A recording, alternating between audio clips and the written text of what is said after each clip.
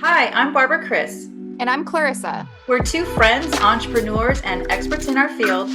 joining forces and talking all about life, business, tools for success, and more. So, without further ado, here's to Dope Women. Hey, what's up, everyone? Welcome to this episode of Here's to Dope Women. I'm Barbara Kris, and I'm joined here by my beautiful co host, Miss Clarissa. And we've got an amazing topic. Obviously, it's a topic when you hear what it is. It's something I'm very passionate about. It's emotional eating. We're going to talk about what it is, some of the triggers that are revolve around emotional eating, and we're going to definitely share with you the coping strategies to help you get through them and actually just improve your overall nutrition habits. So without any further ado, let's just get right to this. Let's just dig in, get into the meat right away. Yeah. Yeah. And I think this is great too, because obviously we both have our own careers, but Hmm. this is, we're tapping into something that you're like an expert at. So definitely. And this is a conversation that me and Barbara have already had. And it's kind of crazy. I didn't realize that. It's funny. I've always said that, oh, I'm not an emotional eater. Like, I don't eat when I'm stressed out or when I have anxiety or when Hmm. I'm sad. I just eat when I'm happy and when I'm bored. And you're like, that's emotional eating, Clarissa. Yeah, Those are emotions. So it's kind of crazy. I'm it like, oh, is. In I fact, am. yes. I mean, first, I'm sorry, I didn't mean to cut you off, but yeah, it's like I think a lot of times we think about emotional eating, and I'm not like poo-pooing this either, but you picture, oh, I'm like looking out the window on a rainy day, and I'm holding my teddy bear, and or my like gallon of ice cream, and just eat. That's what we think about emotional eating, but it's so much more complicated than that, as far as what triggers us when it comes to emotional eating. And I'm going to get right to it. So I Yeah. think it's helpful to start with a definition of what exactly is emotional eating. Like you said, God, I didn't realize I did that. So Mhm. emotional eating essentially it's a way to suppress or soothe negative emotions, such as stress, anger, fear, sadness, and loneliness. So it's like the food is the outlet for suppressing these negative emotions because oftentimes we find ourselves feeling really uncomfortable dealing with these emotions, right? I mean, so I think you mentioned something about you as far as what was your trigger for you. What did you realize? Yeah. It seems like whenever I'm like happy or almost like I'm kind of bored, I'm like, Mhm. huh, okay, well, what can I cook or what's in my pantry or what, Mhm. it's so weird. Like I definitely fill the um extra time that I have with food, right? Yep. If I'm like not doing anything and I'm just like, huh, kind of feel like Mhm. snacking on something, Yep. right? So did you? I'm like the opposite. I always said I'm the opposite of an emotional eater because actually when I'm sad or when I'm, have anxiety or when I'm going through something, Mhm. my appetite is completely gone. So I actually don't want to eat in those times. And I almost like not intentionally, but I starve myself. Right. And Yes. I think you said that you can relate, right? Because you said that you're a bored eater as well. Yep, totally. Yeah. And it's interesting because exactly like you said, when I tend to be stressed and having those emotions, like you, I tend to undereat. That's something that I have to work on. But I find myself mindlessly snacking or even like that or emotional, response to that emotion of being bored or feeling like I'm not being productive 100%. And I think it's been highlighted. So now that I work from my home office all day long, and so my pantry is just down the hallway, right? It's just in the kitchen, not too far from here. And so if I'm feeling like I'm not being as productive as I quote unquote should be, or I should be like, pumping out a lot of like content or whatever it is, I'm bored and I'm feeling like very uncomfortable without or very uncomfortable when I'm not producing content or like work product. And so I Hmm. find myself eating, totally eating like all the time. Like, it's kind of like you open up the pantry and you're just waiting for something to just all of a sudden like just poof, like just kind of like appear in front of you like, oh, this Yeah. is great to eat. Not to say that I was just there, 20 minutes before. It's like Yeah. it's the same pantry, it's the same refrigerator. I don't know what you're gonna find that's new, right? It's like the same thing. Yeah. Yeah. So, I'm sure that you probably talk about this a lot with your clients, Mhm. right? It's something that's, not just getting on them about, okay, like what are you eating and when you're eating it. And Mhm. um, pairing certain things together, but there's definitely an emotional side behind eating and behind, Mhm. being, I guess, unhealthy in a way. Yeah, well, it's interesting because when you think about emotional eating, right? So I shared that definition with you. I talked about how it's a response to dealing with some kind of a like a negative response to like some kind of a negative emotion. So whether it's, stress or fear or sometimes, in our case, like boredom or, it could be even loneliness, things like that. It kind of taps into someone's self-awareness too, right? Because self-awareness is all about your ability to kind of, focus on yourself, your actions, your thoughts, and if that's in alignment with, like, let's say your overall standards or maybe even, goals for yourself, right? And oftentimes, if we think about emotional eating and you're kind of eating outside of what, let's say, what you're really wanting to do, it can be a little bit of a struggle. And so, yeah, people will, my clients will be like, I don't know what's going on. I find like my behaviors are changing a little bit. My snacking behaviors are changing, which is usually it's where it starts. Is kind of the snacking becomes sort of all over the place. They start snacking more quantity, more often. And so their behaviors are changing and they're like, what the hell is going on?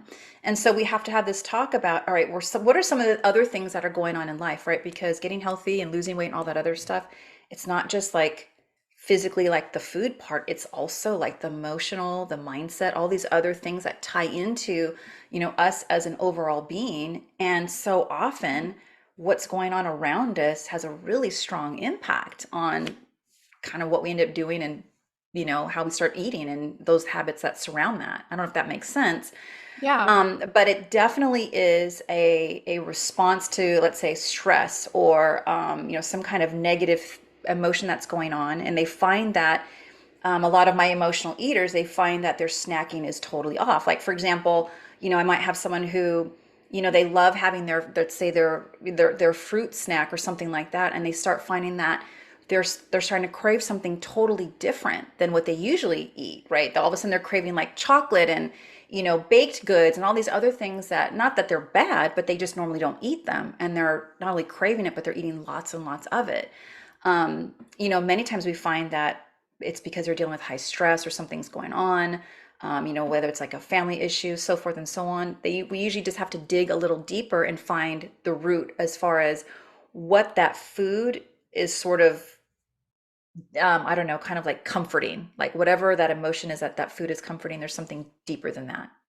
Wow. Yeah. Does that make sense? Yeah, no, that makes total sense. And something that just kind of popped in my mind that I kind of wanted to ask you about is, sometimes it's like, you know, eh, obviously you have to be very aware of yourself and your emotions, but I mean, how often would you think that, it's emotional eating versus maybe like, because I know you work with a lot of women, maybe like it's just like your hormones, like maybe it's like Mm, that time of the month and you're just really craving those, sweet snacks or there's those salty snacks. For me, it's the salty snacks. yeah. Yeah. Um, but yeah, I mean, how often would you say that? Mm. I mean, it's like, how often would you say that those kind of interact with each other? Oh, that's a great question. That I think that would be very individual. I mean, that would be based Yeah. on every individual. I think what would stand out though is that I do have a lot of clients who will say, it's that time of the month or it's about that time of the month, and they kind of know their almost like their habits during that time. They can almost Yeah. they have like they can actually forecast it. They know it's coming. But the emotional part is when you can actually, tag it back to some kind of emotion. Like I said, whether it's stress, anxiety, fear, it's like the food becomes the outlet of, and trying to comfort that emotion because you're not really wanting to deal with that per se. There's a difference there. And so yeah, it definitely takes some reflection and sort of pausing, being like, okay, first of all, we have to figure out, are we actually hungry? Because like some people might be listening in and thinking, well, gosh, sometimes my snacking is off all the time, or I feel like I'm eating all day and I'm never really satisfied. Well, that's kind of a whole other topic, but one of the first things would be, first, are you just eating enough, right? Are you eating enough? Are you eating balanced meals? Because if that's not the case, then it makes sense as far as why someone might be just like snacking and grazing all day long, so they're never really satisfied. I see that a lot too. And so when we know there isn't an emotional trigger or, something else going on, many times it's just they're under eating and not eating like a balanced meal. So once we attack that, then the other things sort of fall into place. But with the emotional part, I wanted to kind of touch on this because I think it might help answer that question, is that I'm going to share some of the really, really common triggers for emotional eating. So things like stress, anxiety, fear, loneliness, boredom, that's a good one. Overwhelm is a really big one, feeling hurt, betrayal, uncertainty or fear. Those are probably the most common emotions that I hear as a coach, and you probably in readings and things like that, as far as triggers for someone to reach out to food to help comfort those types of feelings. And then some of the, I think, common behaviors that you might start to notice about yourself or maybe even a loved one would be your snacking habits tend to change. Like I think I mentioned a client who usually is eating like lots of fruit and that's what's very satisfying for her, but her snacking choices and frequency and amounts she was finding were changing. Eating constantly, grazing throughout the day, that's a habit or a behavior you might notice. And then, like I said, eating outside of normal tastes, and that happens. Also, the opposite, sometimes eating less, like you were sharing, Clarissa, like if you find yourself eating a little bit less than normal, that's actually a response. And there's also this whole cycle of creating this guilt after you eat. So sometimes this type of emotional eating will trigger that kind of that cycle of after you eat, you feel really guilty, and then you feel bad, like you feel like I messed up or I screwed up again, and that cycle can perpetuate. So that also ties into emotional eating too, because then you feel guilty, right? And then so you Mhm. try to be good, and then you're bad, and then so forth and so on. It just keeps kind of going. So that's kind of like the overall, like the trigger and some of the behavioral changes that are really common. I mean, you kind of shared that you can be a bored eater. Is there anything else there that stands out to you as far as what resonates with you? I mean, I wouldn't say that there's necessarily like a deeper emotion behind it. It's Mhm. not like, there's some unfinished things that are, like there's not some like underlying emotions that are behind it. I think it's Mhm. just when I'm happy, I eat, Yeah, and it's just kind of like, I guess I'm such a foodie, right? And I love yeah. food and I love cooking Mhm. and then so I'll like look up like a recipe of something that I've been like wanting to make and I just love food. Yeah, yeah, and So, that's a common battle with people because I think a lot of times, um, like this diet mentality that we hear about, and whether it's marketing or people who've done diets, it's really an all or nothing type of mindset. We either like good or you're bad. And a lot of times people tend to think that certain foods are good and bad. And I like to coach that, try to get completely away from food judgment, that whether it's good or bad, it's just kind of food and your preferences, right? Really, the goal is to, if you have certain goals, would be to kind of eat for the most part that are in alignment with those goals, right? And so if that means that and being in alignment with the goal is that you're a foodie and you enjoy eating, well, shoot. I mean, you want to be able to enjoy that. That's what makes you happy. And so that doesn't, you don't have to feel guilty if, or I don't want my clients or people that I work with feeling guilty because they've enjoyed an amazing meal that they made, or they went out to this amazing restaurant, this once in a lifetime experience. It's like, go ahead and enjoy that, but there's a way, to eat that's still in alignment with, let's say, your standards and what's important to you. There's that balance.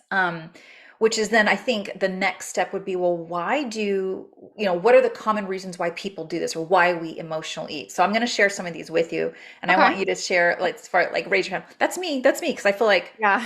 all of these, I feel like at some point or another, I've even can relate to all of these too. So I'm Okay. going to read these off to you. Yeah. All right, the first one would be, so why do we emotionally eat?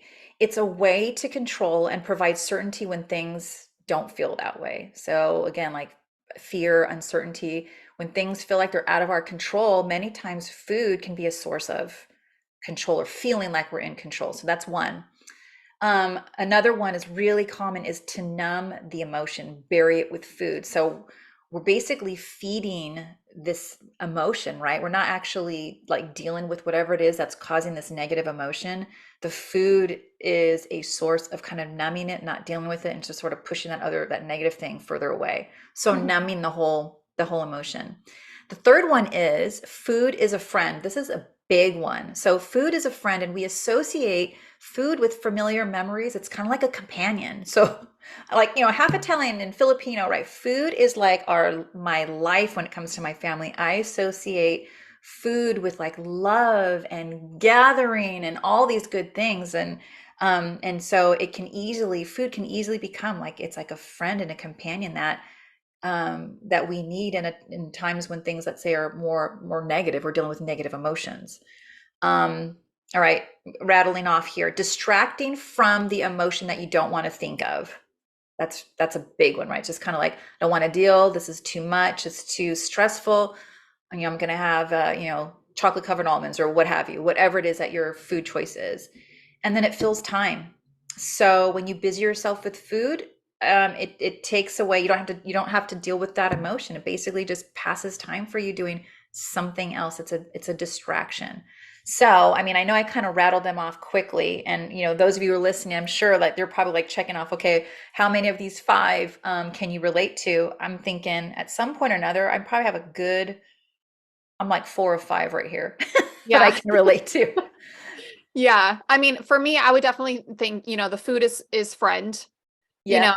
because to me, when I think of food and when I think of making food, I think of gatherings, just like you, like, it's like there's something about making food and being in the kitchen and having, everybody over. Hmm. Um, not this past weekend, but the weekend before that, I had a birthday for my dog, which It was which so cute. By the way, it was so cute. Side note. Side note. yeah, which Barbara was, she was there, and it's like Mhm. I made this huge charcuterie board. And so to me, I mean, I was more focused on, I mean, yes, I did like all the decorations and stuff, but I was really focused on the food and having all this food and all these sweets because I had a sweet 16 for my Yes. dog. Like she's actually that old. And so, I'm like, oh, sweet 16, I have to have all these sweets and all these, Yeah. sweet snacks and stuff. And it was like, yeah, I mean, I don't have that very often. But definitely so for me, like food is friend. Hmm. Um, so making food, having a gathering, and then like you said, filling the time, definitely. I Hmm.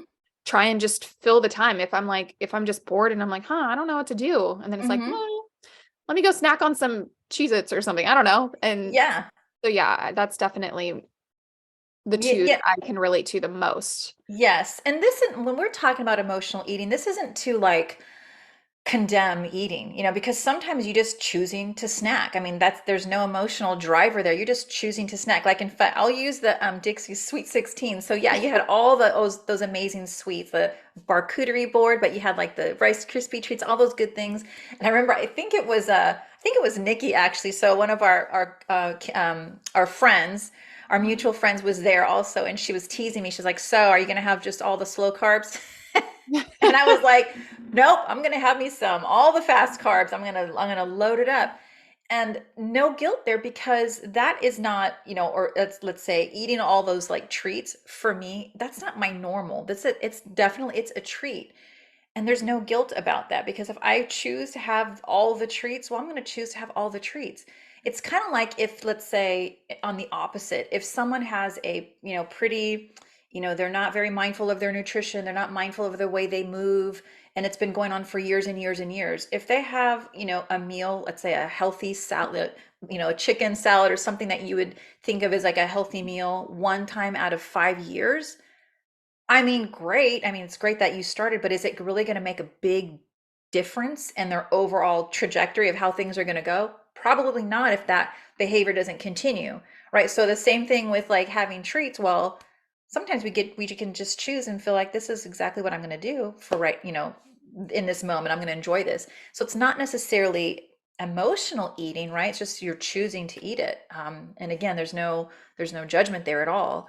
But the emotional part is that you're using the food to somehow cope with some kind of a negative emotion that we don't necessarily want to deal with, like the source of. For example, like I shared how sometimes when I'm here, trying to work and I don't feel like I'm being productive, some of the fears that I experience when I dig deeper, and like I said, it takes a level of self-awareness and stopping yourself and really thinking about it. I have a fear because like you, right? We run our own businesses. And when we're not productive, right, that reflects on our bottom line. And so I have this fear when I'm not productive, even if I feel like I'm working ahead, I have this fear that somehow it's going to reflect on my business. And so that uncertainty or just not always knowing is fear for me. So then I feel like I can't stop. And that's my own struggle. So for me, that's the thing that I have to dig deep in and say, okay, well, have I been working, my butt off for X amount of days? Am I putting in solid 8, 10 hour days? Probably more. I think I can step back for a minute and just chill. And it's okay that I'm not totally productive right now. I have to really talk myself through that to realize, okay, I'm going to face this emotion, kind of deal with it and see if I can move on from there. I don't know. Yeah. And But not turn to food when you feel like you're not being productive in your work. And it's like, okay, right. well, then let me go be productive in the kitchen, eating Yeah. whatever it is. Right. Because essentially, Yeah. too, like if you find yourself emotionally eating, right? It's like the first question is almost, well, am I actually hungry? Because if you are, like I said, maybe it's because you're under eating throughout the day already. So that's a whole other topic. But if you're not, and you find yourself continually going back to snack and to graze, like, why am I doing that? Like, really, what's going on? So, in my case, like, feeling like I'm not productive and the fear of not being productive is really driving me to like distract, to numb almost, and so I don't have to kind of deal with that feeling, which is really interesting. Definitely. And I mean, something that we want to relay in this podcast is we're not necessarily talking about eating disorders. We're Mhm. talking about just emotional eating, which I mean, Barbara, if you guys are new to this, she's a licensed nutritionist and a weight loss coach. So Mhm. this is she's talking to her clients all day, every day. And this is something that she has really come across Yeah. so much in her business. So definitely she's an expert in it.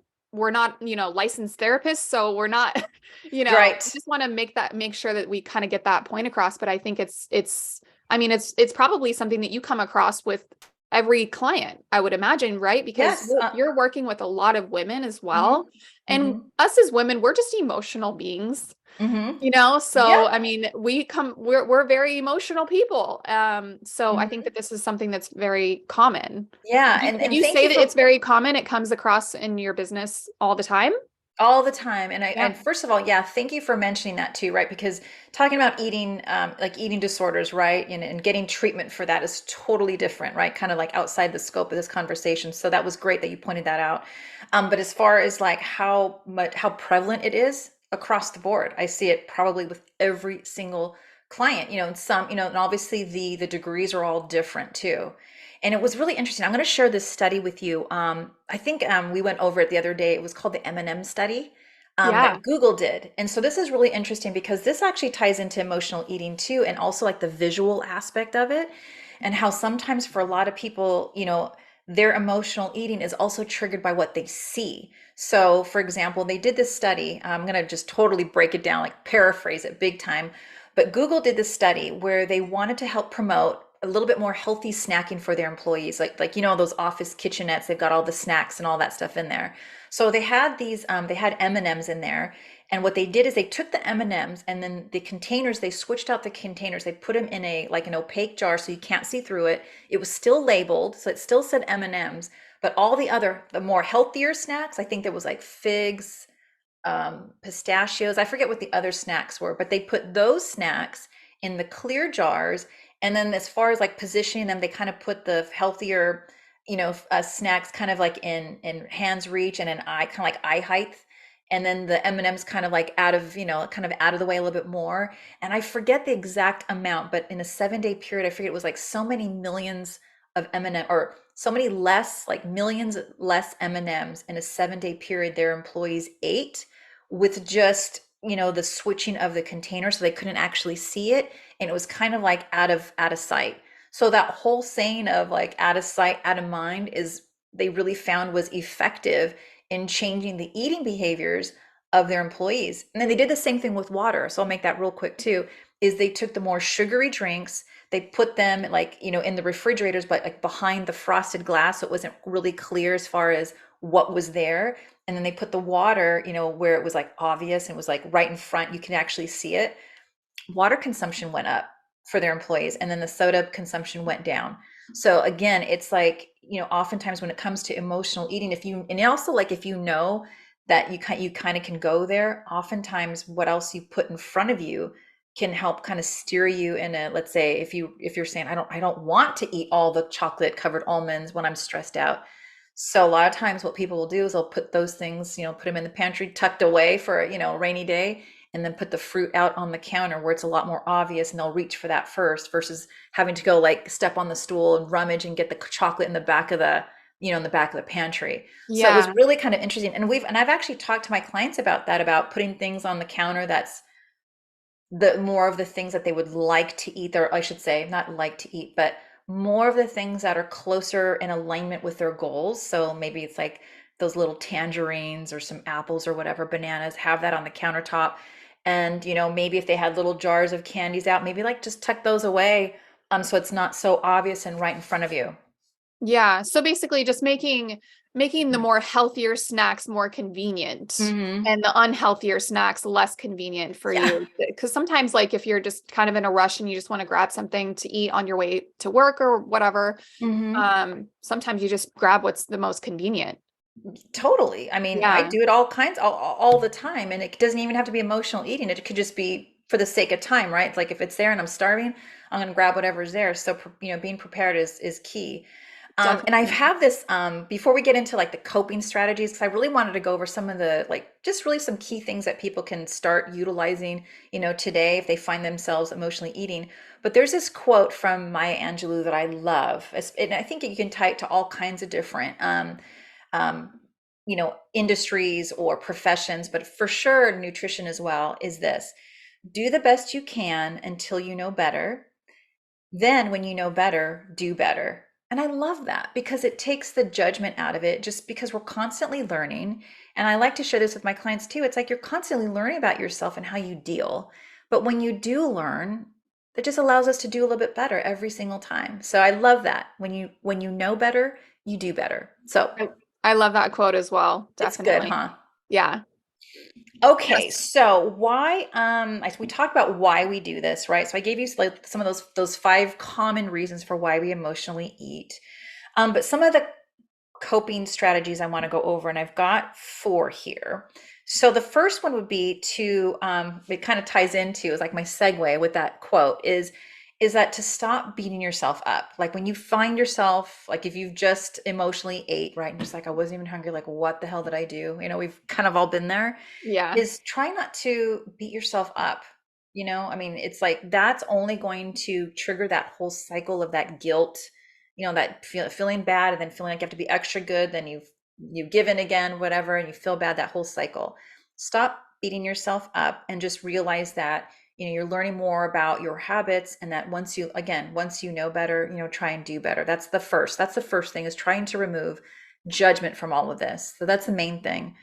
Okay. I shared with you the whole M&M study, right? So that truly is a coping strategy, that out of sight, out of mind. I mean, you put it really, simply. It's like, you know what? Just put the things out that are better in alignment with what your goals are, and then either hide or maybe just don't have in the house some of those other things.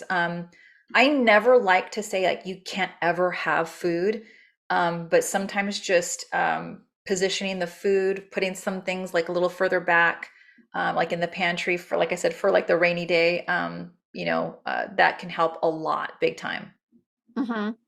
Amazing. And also too, I think you had talked about, um, just better preparing yourself as far as going to the grocery store and Hmm. actually getting, if you have a sweet tooth, maybe getting some fruits Hmm. and substituting, better, just basically being more prepared with those cravings, Yep, a hundred right? percent. Being prepared. I mean, people talk about all the time, right? If you fail to prepare, prepare to fail, right?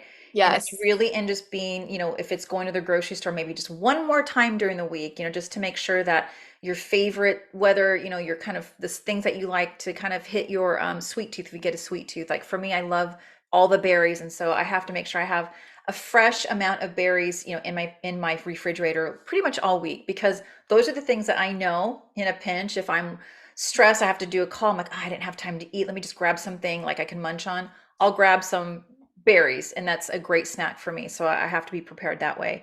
But for sure, it's like you said, it's just, being prepared and knowing yourself enough to be like, okay, well, if I'm trying to not eat all the, I keep referring to the chocolate covered almonds because that's my thing.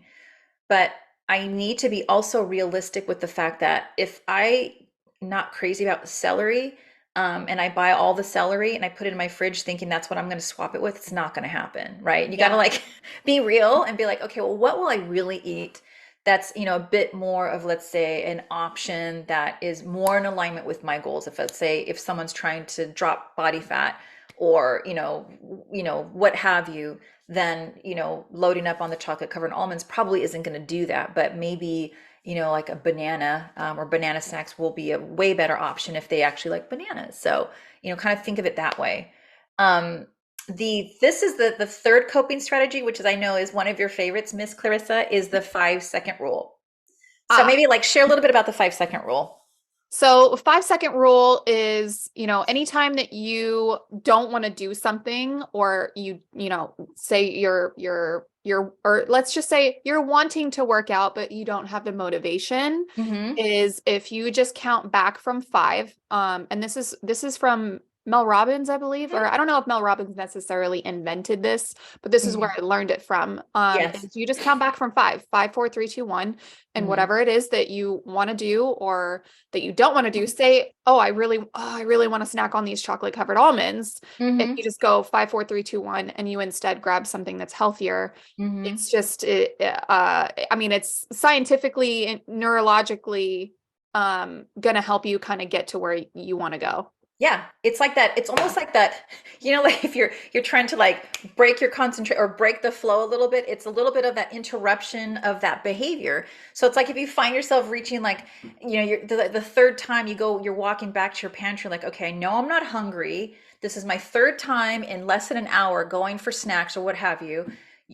What the hell? And so it's almost like in that moment you'd be like five, four, three, two, one. And so instead of reaching for whatever it is that you were going for, that it could be, I'm going to go take a walk. I'm going to go take a walk around the block and just reset my mind or reset everything. Or if I am hungry, instead of reaching for the almonds, right, chocolate covered almonds, I'm going to reach for the banana instead. So it's like that little bit of that, kind of like that interruption to kind of like I don't know what's the word I'm Reset. looking for. It's almost like a Yeah, mind reset. reset. Like it Mhm. resets your mind of like just kind of jumbling it and being like, nope, you're going to do this instead. Yep.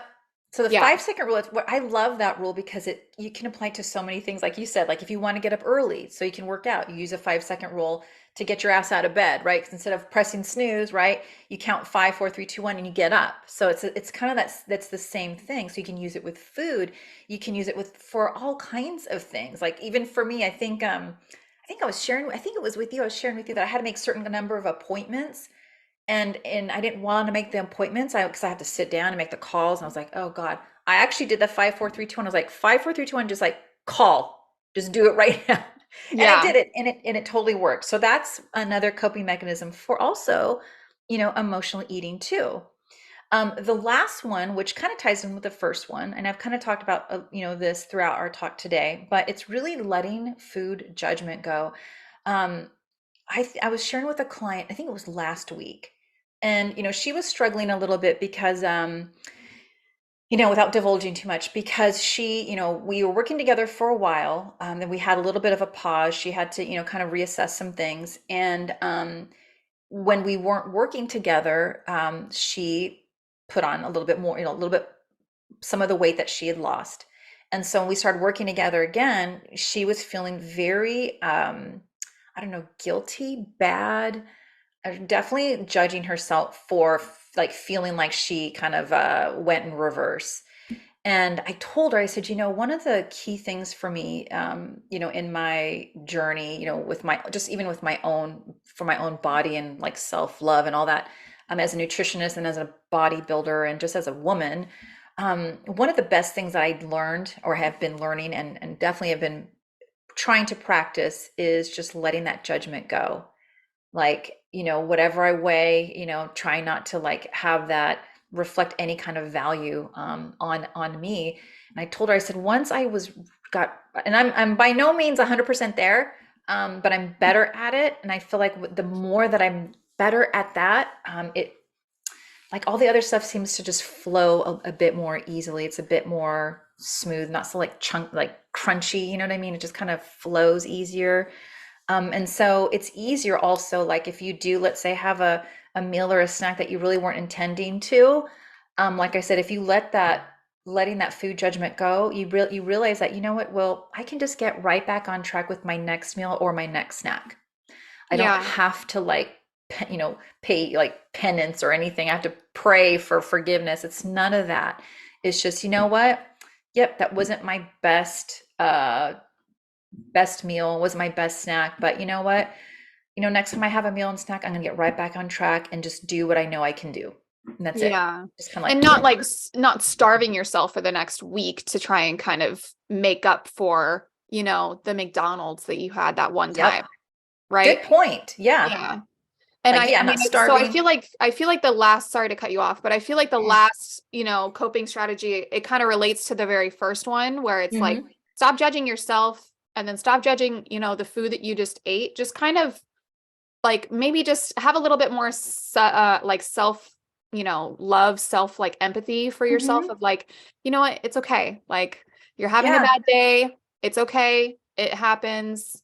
We're just going to get right back on track. Keep it moving. And then if Yeah. if it's something too that you find yourself, um, you know, kind of like in this cycle over and over and over, and you feel like you can't really pull yourself out. I mean, that's where sometimes you have to, might have to reach out for help and get, help, whether it's with me or another nutritionist or someone who can help you build, a system or a way of eating that's, one is, you know, provides sufficient nutrition for you for sure, but then obviously like meets you where you are with your lifestyle and all that, and that you can actually, make those needed changes instead of sort of like suffering alone. I think sometimes people think like, well, I should know how to eat. It's we all do it. Why don't I know how to eat? And I like again, I will tell you, every single one of my clients, that's probably one of the top things that they'll tell me is like, I don't know why it's so hard, but I just don't know what to eat. And it's so common. And I think also is realizing that if you find that you are an emotional eater, again, without the judgment, that it's actually really common. You're not alone. A lot of people struggle with it in their own way. We, like we just said, we shared with us, with the audience today, like, we kind of have our own version of that. So it's really common. Don't crucify yourself. And if you need help, then just, there's a lot of help out there. And, I'm one of them. And it just takes that first step to reach out and kind of say, hey, you know what? I might need a little bit of assistance here. For sure. And I think I've said this before. It's like there's things that you know that you don't know, and then there's things that you don't know that you don't know. Right? Like Yeah. I thought I knew that I wasn't an emotional eater, but really Hmm. when you kind of actually when I learned from you, I was Hmm. like, "Oh crap. I Yeah. didn't know that I didn't know that I was an emotional eater." Like, "Oh, okay." Yeah. So, and then it's just, I'm not judging myself for it, and none Hmm. of our listeners should judge it. I mean, it's such a common thing. Yeah. So, I think it's just as long as you're aware, just being very aware Hmm. and, not judging yourself. And Yeah. then, like out of sight, out of mind too. Yep. I think that's a great one. I think that would help for me, honestly. Yeah. And it's so funny. I think what even my another client of mine, she said that it was a really similar thing. Her husband had this habit of when he'd grab the cookies, he would leave them on the counter. And she said for her, all she had to do was just if he didn't do it, right, she would just grab those cookies right away and put them back in the pantry. And she said it helped her so much to not just know that they were there and then grab the cookies randomly. She just put them away and then she was like, it didn't bother me anymore. Out of sight, out of mind. So Exactly. Yeah. yeah. So cool. Well, just to kind of recap, so definitely letting go of the judgment for yourself Hmm. and and definitely just being able to have a little bit more self-empathy. Yep. Out of sight, out of mind, put those unhealthy snacks out of the way and the healthier snacks closer to you. Doing the Yep. 5-second rule is great Hmm. for kind of resetting that and being able to kind of get back on track. And then just letting the food judgment go is Yeah. also a great thing. Love it. So yeah, this was great. I think Good. that I am really hoping that even if our listeners didn't really necessarily think that maybe this was something that they could relate to, I didn't really think that I could relate to it until I started talking to you about it. And I was like, oh my gosh, I totally relate to this. I So know. hopefully everybody was able to get some good tidbits out of this. Yes, I hope so too. And remember that quote from Maya Angelou, right? When you know better, you can do better. And I think that's a great quote to kind of like for this topic and then just in life in general. It's like, hey, you know what? There's no need to be perfect. I'm going to continue to learn and just do better every day. I love it. Yeah. Awesome. Well, definitely hit the subscribe button. We release new episodes every Monday. Yep. Be sure to follow us on Instagram. Here's to Dope Women. And yeah, if you don't have anything else to say, we can I'm all just good. on to the next one. On to the next. All right, everyone. We are out. Bye. Bye.